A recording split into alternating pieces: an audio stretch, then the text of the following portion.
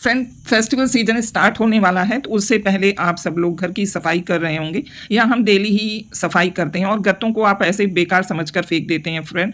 पर इन गत्तों को नहीं फेंकना चाहिए। आजकल तो बार बार आपके पास सामान आते रहते तो इस तरह के गत्ते आते हैं। आप इसमें कोई भी चीज़ ठीक से ऑर्गेनाइज करके रख सकते हैं। पहली हमारी किचन टिप है, जैसे हम बर्तन यूज़ करते हैं फ्रेंड, तो हमें जो बर्तन स्टैंड है कम से कम वीकली तो उसे पूरी तरह से बर्तनों को हटाकर क्लीन करना चाहिए।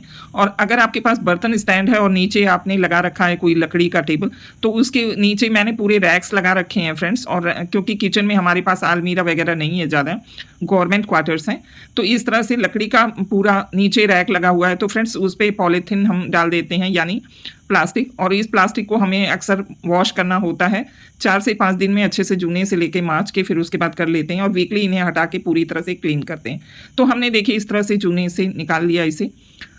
आपको दिखाया था बर्तन स्टैंड पे हम अक्सर इस तरह के कपड़े लगते हैं, पर कल मैंने कपड़े निकाल दिए थे। कपड़े गंदे हो जाते हैं, सीज़न बारिश का है और स्मेल से आने लगती है, तो इसके लिए हमने फिर पुरानी तकिया का गिलाफ यूज़ किया।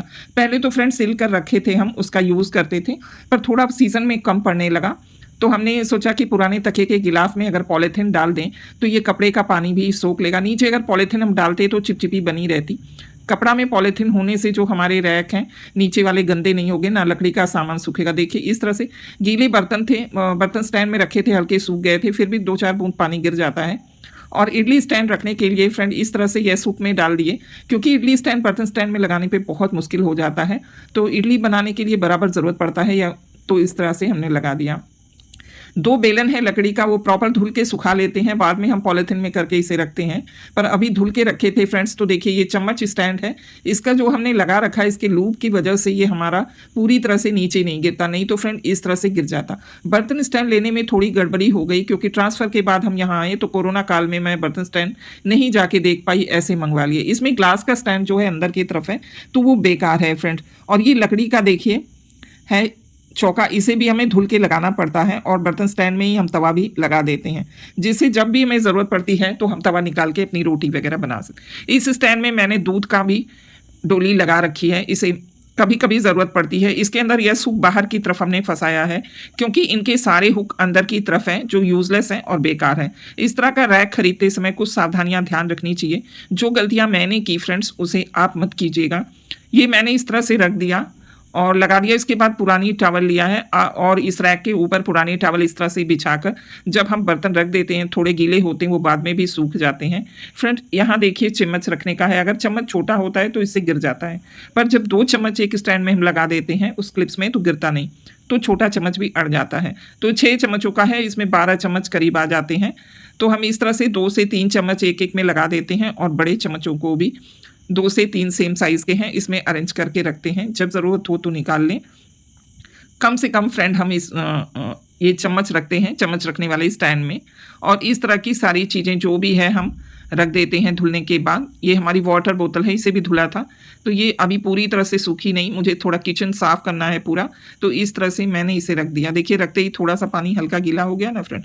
इस तरह के टिफ़िन के जो ढक्कन है फ्रेंड, या ऐसे ढक्कन हम डब्बे के धुलते हैं, तो इन्हें पोंछ के फ़ौरन मैं इस तरह के कार्टून में लगा देती हूँ। ये कार्टून भी वेस्टेज नहीं है। और ये पीली कलर की जो पुरानी हमारी ये प्लास्टिक की है, इसमें हम यूज़ करते हैं डाई लगाने के लिए या मेहंदी लगाने के लिए। फ्रेंड्स एक कटोरी आप अक्सर रख दीजिए डाई लगाने के लिए या मेहंदी। वेस्ट थी तो उसका यूज़ किया। यहाँ मिठाई का गत्ता लिया है फ्रेंड, ऐसे ही यूज़ करने पे ये गत्ते गंदे हो जाते हैं, और गत्ता ये काफ़ी मजबूत आजकल मिठाई वाला आ रहा है फ्रेंड्स। तो इसमें नीचे हम अगर इस तरह की मोटी डायरी का पेज या कोई भी आप इस तरह के पेज का यूज़ कर सकते हैं। जैसे बनियाइन वगैरह हम लेते हैं तो उसके अंदर भी बहुत अच्छा मोटा पेपर आता है, उसका भी आप रख लीजिए। मैं कोई चीज़ें बेकार समझ के नहीं फेंकती। ये फ्रेंड हमारे यहाँ कल बेटे ने मेरे यहाँ कुकी कटर लाया, क्योंकि त्यौहार आने वाला है, तो 4 तरह के कुकी कटर हैं, एक में 3 हैं, बहुत छोटे और मीडियम साइज़ के। इस तरह की कुकीज़ की कटर रखने से घर में बहुत आराम रहता है। मुझे हमेशा ज़रूरत पड़ती ही रहती है फ्रेंड्स किसी भी रेसिपीज़ को बनाने को, या बच्चों को फ्रूट्स वगैरह देना है तब भी आप इसका इस्तेमाल कर सकते हैं। सेब वगैरह को आप कुकी कटर से काट के देंगे तो आपके बच्चों को ज़्यादा पसंद आएगा, क्योंकि डिज़ाइंस हैं। आप पापड़ वगैरह बनाते समय भी इस कुकी कटर का यूज़ कर सकते हैं फ्रेंड्स, इसके शेप को यूज़ करके। इसके अंदर हम गुजिया बनाने वाली मशीन भी रख देंगे, और जो भी चीज़ें आपके पास मोल्ड्स हैं उनका एक जगह आप रखेंगे, तो जब भी ज़रूरत होगी तब आप इसे निकाल कर यूज़ कर सकते हैं फ्रेंड्स। इस डिब्बे के ऊपर अगर सेपरेट इन्फॉर्मेशन हो तो ठीक है, आपको पता चल जाएगा, नहीं तो यहाँ इस पर आप टैग लगा कर रख दें तो ज़्यादा अच्छा होगा फ्रेंड्स। कैसी लगी आपको हमारी टिप्स फ्रेंड? अगर पसंद आती है तो प्लीज़ वीडियो को लाइक कीजिएगा और चैनल को सब्सक्राइब कीजिएगा। फ्रेंड, जब हम बर्तन धुलते हैं तो पहले हमें फूड पार्टिकल्स को हटा लेना चाहिए। जब भी खाना खाएं से पहले हमें जो बर्तन है जैसे दाल, चावल, चाय के सारे बर्तनों में पानी डालकर रख देना चाहिए ताकि ये बर्तन अच्छे से फूल जाएं। इसके बाद छन्नी से लेकर चाय पत्ती को निकाल लें और बाकी फूड पार्टिकल्स को अलग निकालें। चाय पत्ती का यूज़ आप अपने पेड़ पौधों में कर सकते हैं फ्रेंड्स। चाय पत्ती को अच्छे से धो लिए हैं। 2 बार की चाय पत्ती हम हमेशा जब भी चाय बनाते हैं तो अलग अलग भगोने में बनाते हैं फ्रेंड्स, और इसे पहले हम सेपरेट कर लेंगे। उसके बाद ही हम सिंक को वॉश करके फिर इस बर्तन इसमें धोएंगे। तो पहले हम इसके अंदर सिंक में टब डाल देते हैं फ्रेंड सिंक धुलने के बाद, और टब धुलने के बाद हम इसके अंदर फिर पानी खोल देते हैं और फटाफट सारे अपने छोटे बर्तनों को धुलकर डालते जाते हैं माँज कर। सिर्फ बड़े बर्तनों को ही हम बाद में मांजेंगे और फिर टैप को बंद कर देंगे ताकि पानी वेस्ट ना हो। इस तरह से करने से हम अगर साबुन से बर्तन धोते हैं चाहे जेल से, तो साबुन की दाग नहीं पड़ती है और हमें कम मेहनत करना पड़ता है फ्रेंड्स। अब हम टूथपेस्ट वाले ब्रश से इसमें जो जमे हुए गंदगी है उसे निकाल लेंगे। उसके बाद ही हम अपने चाय के बर्तन को धुलेंगे फ्रेंड्स। इस तरह से करके हम पहले कर लेंगे, उसके बाद फटाफट इसे जूने से धोएंगे। इसी तरह से जब आप चावल के बर्तन फुला कर रखेंगे या दाल के प्रेशर कुकर के ढक्कन वगैरह, तो बर्तन मांजने में बिल्कुल समय नहीं लगता है फ्रेंड्स। अगर स्टील के बर्तन मांज रहे हैं और ज़रा सा आपको लगे कि दाग नहीं छूट रही है तो थोड़ा सा नमक और सोडा डालकर धुल लेंगे तो दाग आसानी से छूट जाएगी फ्रेंड्स। इस तरह की कुछ किचन टिप्स हमें पता होती है तो हमें बर्तन धुलने में कम समय लगता है।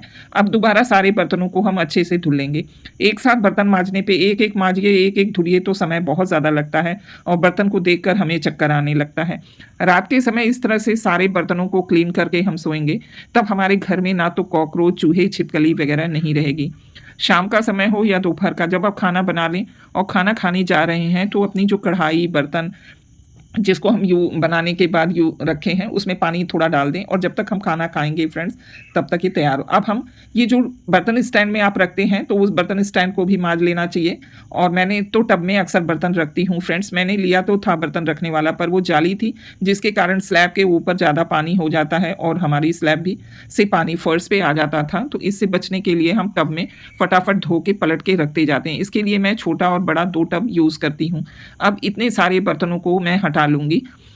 आज मैंने सोचा कि अपने जो रैक हैं जिसमें मैं रखती हूँ हैंड वॉश और क्लीन करने के यूटेंसिल्स, ब्रशेस वगैरह, उसे भी क्लीन कर दूं, क्योंकि इसे भी क्लीन करना बहुत ज़रूरी रहता है। किचन के स्लैब, सिंक तो हम साफ़ करते हैं, साथ ही साथ जिन चीज़ों को हम ऑर्गेनाइज करके रखने के लिए यूज़ करते हैं उसे भी हमें रात में ही साफ़ कर लेना चाहिए। अगर साफ़ नहीं हो रहा है तो इस तरह का ब्रश जो बोतल वाला है उससे मैं क्लीन कर ली। अब इन्हें पलट कर रख दूँगी फ्रेंड्स, तो ये आसानी से सूख जाएंगे और जब कल सुबह उठेंगे मॉर्निंग में लगा लेंगे।